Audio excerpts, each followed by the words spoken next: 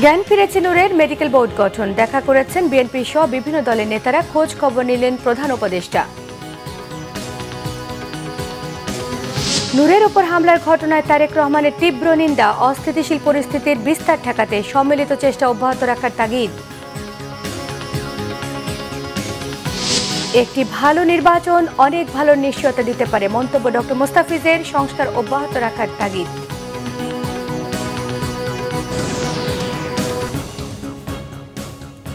দেখছিলেন crown cement সংবাদ শিরোনাম, এবারে বিস্তারিত।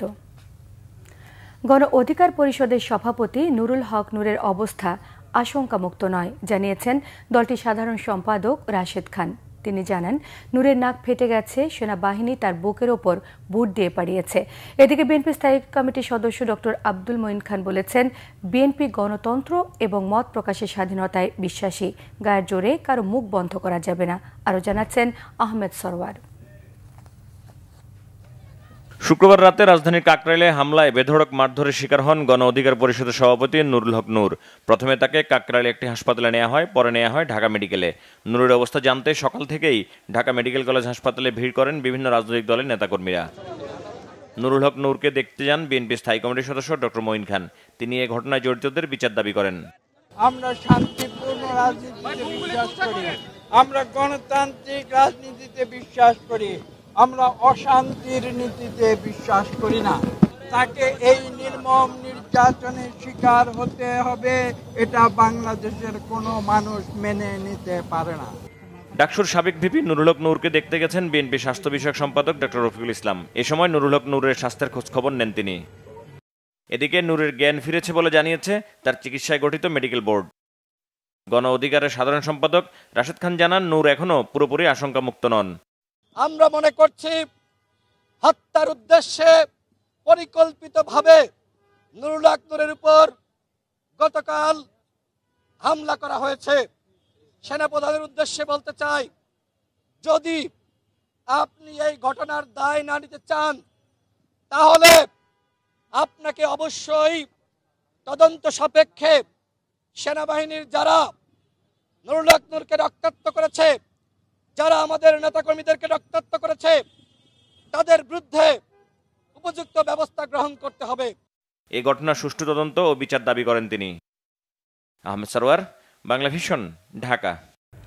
দর্শক, এই মুহূর্তে ঢাকা মেডিকেলে আছেন আমাদের সহকর্মী নাবিল জাহাঙ্গীর। সরাসরি চলে যাচ্ছি তার কাছে। নাবিল, শুনতে পাচ্ছেন? নাবিল, নুরুল হক নূরের চিকিৎসার বিষয়ে সর্বশেষ অবস্থা আমাদের জানাবেন।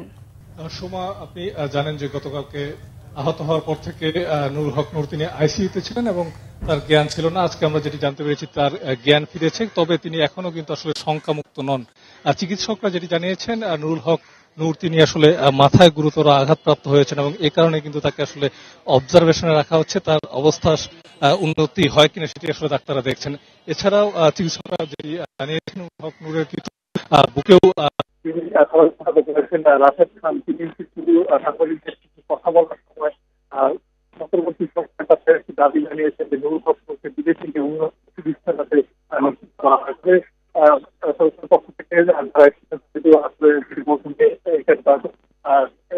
সর্বোচ্চ যে চিকিৎসা সেবা সেটি দেওয়া হচ্ছে। তবে যেহেতু তিনি তাকে কিন্তু চিকিৎসকরা কিছুটা অবজারভেশনে রাখছেন, অবজারভেশনে রাখার পর হয়তো পরবর্তীতে যেই কথা বলার সময় তারা হয়তো জানাবেন যে সাধারণ বেডে স্থানান্তর করা হবে কিনা। কথা বলার সময় তারা হয়তো জানাবেন যে আসলে নুরুল হক নূরকে কি সাধারণ বেডে স্থানান্তর করা হবে কিনা। তবে এই মুহূর্তে তার অবস্থা আশঙ্কাজনক। সোমা। নাবিল, আপনাকে অসংখ্য ধন্যবাদ। ডাকসুর সাবেক ভিপি গণ অধিকার পরিষদের সভাপতি নুরুল হক নূরের শারীরিক অবস্থার খোঁজ নিয়েছেন প্রধান উপদেষ্টা ডক্টর মোহাম্মদ ইউনূস। ফোন করে তিনি নূরের খোঁজ খবর নেন। গণ অধিকার পরিষদের উচ্চতর পরিষদ সদস্য এবং গণমাধ্যম সমন্বয়ক আবু হানিফ জানান, দুপুর 1টায় প্রধান উপদেষ্টা ফোন করে নুরুল হক নূরের শারীরিক অবস্থার খোঁজ খবর নেন। এই সময় নুরুল হক নূর প্রধান উপদেষ্টাকে গতকালের ঘটনার ব্যাপারে জানান। প্রধান উপদেষ্টা আশ্বস্ত করেন, এই হামলার ঘটনায় যারাই জড়িত থাকুক না কেন তদন্ত করে তাদের বিরুদ্ধে ব্যবস্থা নেওয়া হবে।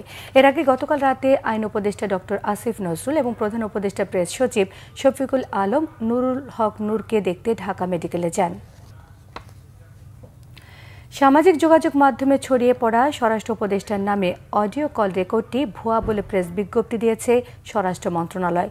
সম্প্রতি স্বরাষ্ট্র উপদেষ্টা অবসরপ্রাপ্ত লেফটেন্যান্ট জেনারেল মোহাম্মদ জাহাঙ্গীর আলম চৌধুরী অবসরপ্রাপ্ত এর নামে একটি ফেক বা এনআই জেনারেটেড অডিও ফেসবুক সহ সামাজিক যোগাযোগ মাধ্যমে ছড়িয়ে পড়েছে বলে প্রেস বিজ্ঞপ্তিতে জানানো হয়।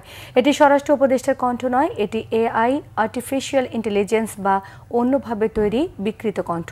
এটি স্বরাষ্ট্র উপদেষ্টার কণ্ঠ নয়। ইসমাইল চৌধুরী সম্রাট সহ বিভিন্ন ফেক ফেসবুক আইডি থেকে 25 সেকেন্ডের ভুয়া অডিও রেকর্ডটিতে স্বরাষ্ট্র উপদেষ্টাকে ভিপি নূরের বিষয়ে একজন পুলিশ অফিসারকে নির্দেশনা দিতে শোনা যায়। স্বরাষ্ট্র মন্ত্রণালয়ের পক্ষ থেকে এ ধরনের অসত্য এবং বিভ্রান্তিকর অডিও রেকর্ড তৈরি এবং ছড়িয়ে দেওয়ার জন্য দায়ী ব্যক্তিদের চিহ্নিত করে কঠোর আইনানুগ ব্যবস্থা নেওয়ার কথা জানানো হয়েছে সংবাদ বিজ্ঞপ্তিতে।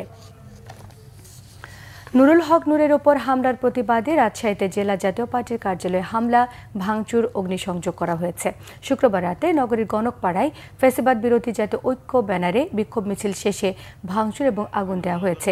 প্রত্যক্ষদর্শীরা জানান, গণ অধিকার পরিষদের সভাপতি নুরুল হক নূরের ওপর হামলার প্রতিবাদে রাজশাহীর সাহেববাজার 0 পয়েন্ট থেকে বিক্ষোভ মিছিল বের করা হয়।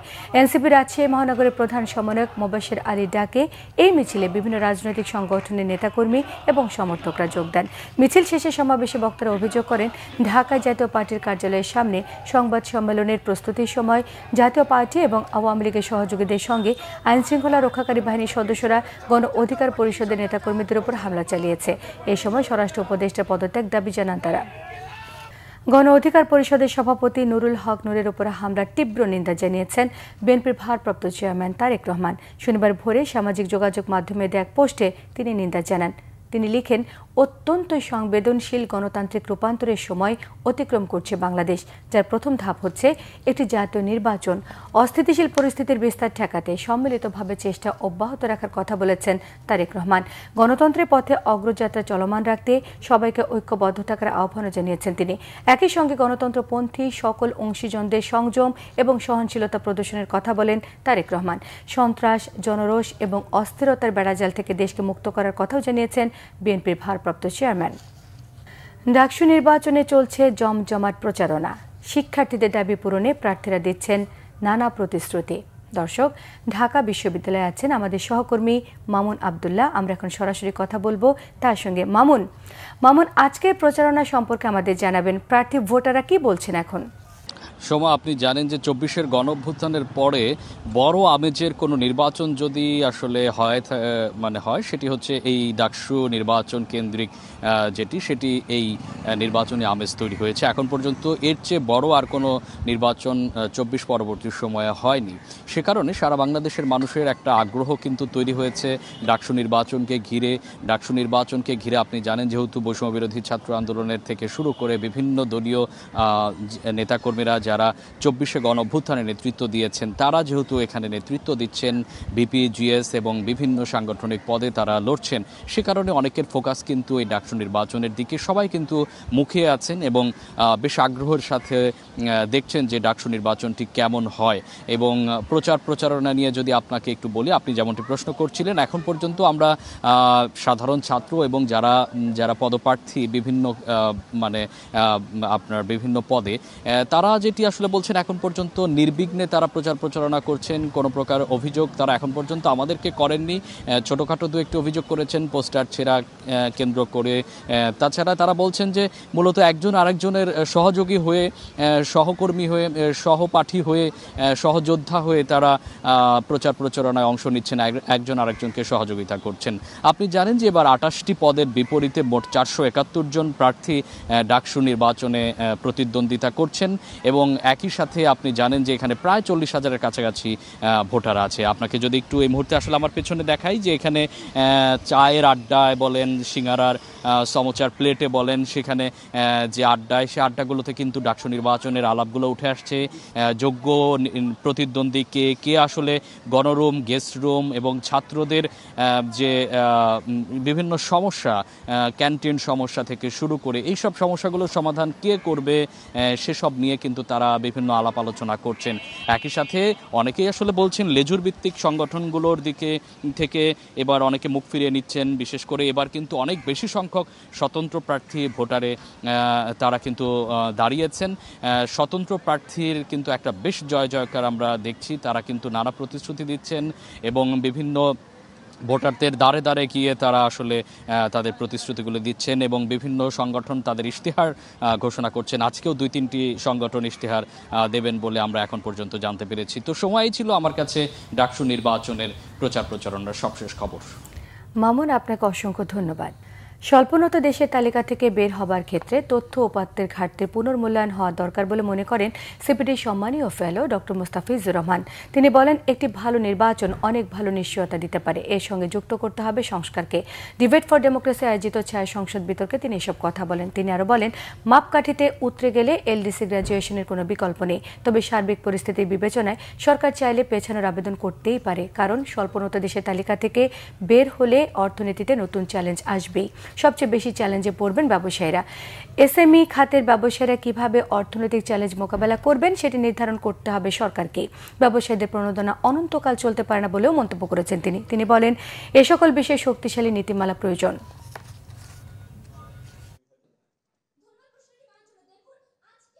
সরকারের যেদিন পতন হয় সেদিন আমাদের হিসাব ছিল 1,22,000 কোটি টাকা হলো আমাদের খেলাপি ঋণ। আজকে এটা 5 লক্ষ কোটি টাকা হয়ে গেছে, কারণ হিসাব ভুল করে দেখানো হচ্ছিল। সো এখন আমরা এই খাতে শৃঙ্খলা আনার জন্য প্রথমত তথ্য উপাত্তের স্পষ্টতা আনার চেষ্টা করছি। বিনিয়োগকে চাঙ্গা করতে গেলে আমার মনে হয় যে একটা নিশ্চিত অবস্থান বিনিয়োগকারীরা চাইবেন, তারা কিন্তু বসে আছেন। সুতরাং একটা ভালো নির্বাচন যদি করতে পারি আমার মনে হয় যে এই অনিশ্চয়তা কাটবে। বিনিয়োগকারী বিনিয়োগ করেন হলো 20-25 বছর চিন্তা করে, উনি অনিশ্চয়তার একটা অবস্থানের মধ্য থেকে কি বিনিয়োগ করবেন? অর্থনীতিবিদ ডক্টর জাহিদ হোসেন বলেছেন, বাংলাদেশের অর্থনীতির জন্য ট্রাম্পের ট্যারিফ নীতি বড় সুযোগ তৈরি করেছে। এতে চলতি বছরই চীন ও ভারতের $2.32 বিলিয়ন বাজার নেবারের সম্ভাবনা সৃষ্টি হয়েছে। রাজধানী বিজয়নগরে আয়োজিত এক আলোচনা অনুষ্ঠানে তিনি সব কথা বলেন। তিনি আরও জানান, তুলনামূলক বিচারে গত বছরের চেয়ে চলতি অর্থ বছরে সার্বিক অর্থনীতি এখন কিছুটা স্বস্তিদায়ক। আগের চেয়ে মূল্যস্ফীতি কমেছে, ডলারের মূল্য স্থিতিশীল রয়েছে। তবে এই সময়ে রপ্তানি আয় এবং রেমিটেন্স প্রবাহ বাদে অর্থনীতিতে তেমন উল্লেখযোগ্য উন্নতি হয়নি। তার মতে, বাংলাদেশ মধ্য আয়ের ফাঁদে পড়েছে। এ কারণে হতাশাজনকভাবে হতদরিদ্রের সংখ্যা বৃদ্ধি পাচ্ছে। ব্যাংকিং খাতের দুর্দশা কাটেনি, তবে লুটপাট কমেছে বলে মনে করেন বিশ্ব ব্যাংকের সাবেক লিড ইকোনমিস্ট। এই সময় ইন্টারন্যাশনাল চেম্বার অফ কমার্স আইসিসির সভাপতি মাহবুবুর রহমান জানান, সমাজে বৈষম্য কমাতে সরকারকেই উদ্যোগী হতে হবে। চুক্তিতে জমি দখল এবং চাঁদাবাজির ঘটনায় রাজধানী ভাটারা থেকে 6 সন্ত্রাসীকে গ্রেফতার করেছে র্যাব। শুক্রবার রাতে বসুন্ধরা আবাসিক এলাকার নিউ ইয়র্ক ম্যাজিক টাওয়ার ভবনের একটি ফ্ল্যাটে অভিযান চালিয়ে রফিকুল হাসান ফ্রান্স, রিয়াজুল কামরুজ্জামান, আলম আলামিন নয়নকে গ্রেফতার করেছে র্যাব। অভিযানে আসামিদের কাছ থেকে 2টি বিদেশি পিস্তল, 2টি রিভলভার, 10 রাউন্ড গুলি উদ্ধার করা হয়। শনিবার সকালে সংবাদ সম্মেলনে র্যাব 2 এর অধিনায়ক খালিদুল হক জানান, বসুন্ধরা আবাসিক এলাকা 300 ফিট এবং আশপাশের এলাকায় অবৈধ অস্ত্রের মাধ্যমে জমি দখল, চাঁদাবাজি, ছিনতাই, ডাকাতি, মাদক ব্যবসায় জড়িত গ্রেফতারকৃতরা তার বিভিন্ন সময় অস্ত্র দেখিয়ে সাধারণ মানুষের মাঝে ভীতি সঞ্চার করে আসছিল। ধন্যবাদ। আপনার প্রথম প্রশ্ন, সে আগে আমরা কখনো গ্রেপ্তার করিনি। এই রকিবুল ইসলাম ফ্রান্স আমাদের হাতে প্রথম গ্রেপ্তার হয়েছে, বাট ক্রাইম ম্যানেজমেন্ট ডাটা পর্যালোচনায় দেখা যায় তার বিরুদ্ধে আগে থেকেই হত্যা মামলা, ডাকাতি মামলা এবং অস্ত্র মামলা রয়েছে। এবং জিজ্ঞাসাবাদে সে আমাদের যে তথ্য দিয়েছে যে সে অস্ত্র কেনা বেচার সাথে জড়িত, সে নির্দিষ্ট একটা জায়গা থেকে অস্ত্র নিজে কেনে, নিজে বিক্রি করে এবং প্রয়োজনে অস্ত্র ভাড়াও দেয়। এবং এই রফিকুল এই টিমটাকে সে লিডিং করে, সে নেতৃত্ব দেয়। তার সংবাদ শেষ করব ক্রাউন সেভেন শিরোনামগুলো আরও একবার জানিয়ে দিয়ে। জ্ঞান ফিরেছে নূরের, মেডিকেল বোর্ড গঠন। দেখা করেছেন বিএনপি সহ বিভিন্ন দলের নেতারা, খোঁজ খবর নিলেন প্রধান উপদেষ্টা। নূরের উপর হামলার ঘটনায় তারেক রহমানের তীব্র নিন্দা, অস্থিতিশীল পরিস্থিতির বিস্তার ঠেকাতে সম্মিলিত চেষ্টা অব্যাহত রাখার তাগিদ। একটি ভালো নির্বাচন অনেক ভালো নিশ্চয়তা দিতে পারে, মন্তব্য ডক্টর মোস্তাফিজের। সংস্কার অব্যাহত রাখার তাগিদ।